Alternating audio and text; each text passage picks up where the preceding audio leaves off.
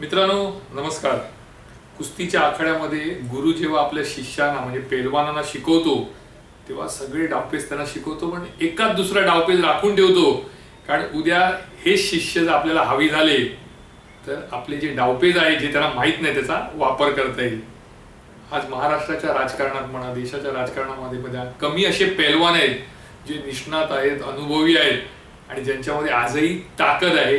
आणि त्यातील एक नाव म्हणजे राष्ट्रवादी काँग्रेसचे शरद पवार.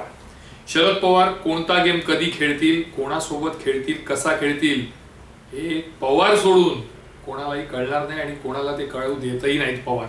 अशी ही पवारांची स्थिती आहे.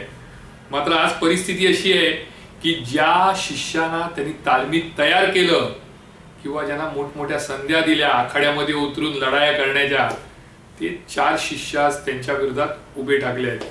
त्यामुळे एकीकडे राजकारणातल्या आखाड्यातील उस्ताद म्हणजे शरद पवार आणि दुसरीकडे 4 वस्ताद. हे 4 वस्ताद कोण?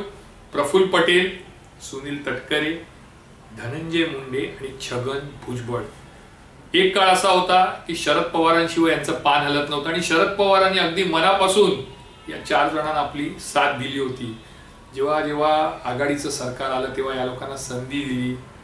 परंतु आज परिस्थिती अशी आहे की या 4घांना शरद पवार नकोसे झालेले आहेत. शरद पवार तर नकोच, पण पवार कुटुंबियातील खासदार सुप्रिया सुळेही त्यांना नको, रोहित पवार तेही त्यांना नको आहेत. म्हणजे एकंदरीत पवार कुटुंबियांना कसं लांब ठेवता येईल यासाठी दिवस रात्र विचार करणारे आणि रणनीती आखणारे असे हे 4 वस्ताद आहेत. तुम्ही पाल अजितदादा जोपर्यंत हयात होते तोपर्यंत या 4 जणांचं कुठेही नाव नव्हतं, या 4 जणांची ताकद नव्हती, यांचं अस्तित्व नव्हतं. भुजबळ अनेक भ्रष्टाचाराचे आरोप असलेले नेते, त्यांना तुरुंगात जावं लागलं, त्यांना आपलं पद सोडावं लागलं. ते भुजबळात पवारांच्या विरोधात आहेत. धनंजय मुंडे आजही अनेक आरोप आहेत. भाजपने त्यांना अभय ठेवून ठेवलंय, त्यामुळे त्यांच्यावर गुन्हा दाखल होत नाही, त्यांची चौकशी होत नाही, त्यामुळे ते भाजपशिवाय हलत नाहीत. आज ते देखील पवारांच्या विरोधात आहेत. प्रफुल्ल पटेल, मला आठवतं 1999ला प्रफुल्ल पटेल हे काँग्रेसची साथ सोडून भाजप सोबत जाणार होते. ते मुंडेंच्या बंगल्यावर निघालेले आणि त्यावेळी त्यांना अचानक फोन आला की नाही, सोनिया गांधी ही या काँग्रेसच्या अध्यक्षपदाची सूत्र सांभाळतायत.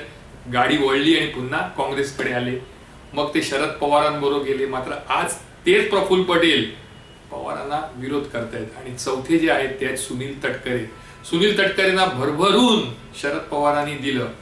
मात्र आज तेच तटकरे पवार नको, विलिनीकरण नको, सुप्रिया सुळे नको म्हणून आघाडीवर आहेत.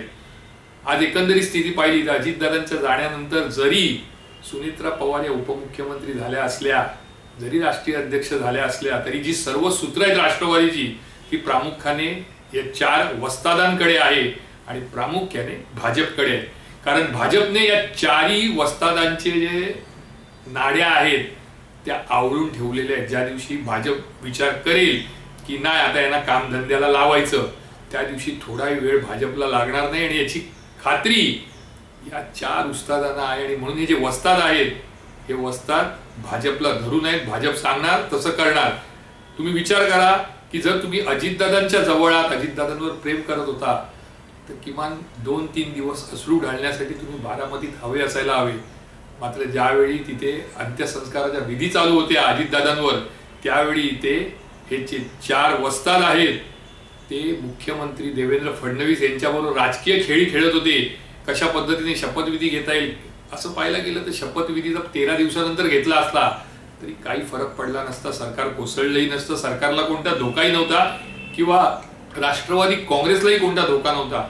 मात्र तरी देखील या 4घांनी मिळून फडणवीसांसोबत चर्चा केली, त्यांना सोबत घेतलं आणि अगदी झटपटपणे शपथविधी देखील उरकून घेतला. आज हे 4 जे आहेत ते सांगतात की आम्हाला शरद पवार, सुप्रिया सुळे आणि रोहित पवार यांच्याबरोबर जायचं नाहीये. त्यांना कोणत्याही परिस्थितीत विलिनीकरण नको आहे. कारण विलिनीकरणाचा निर्णय आहे तो शेवटी दिल्लीश्वर घेणार आहेत, म्हणजे भाजपचे जे प्रमुख नेते आहेत ते घेणार आहे. या 4घांकडे काही नाहीये, फक्त आडकाठी करायची आणि सुनेत्रा पवार यांना गादीवर बसवून मागची सूत्र सगळी आपण हलवायची. या पद्धतीने हे 4 काम करताना दिसत आहेत.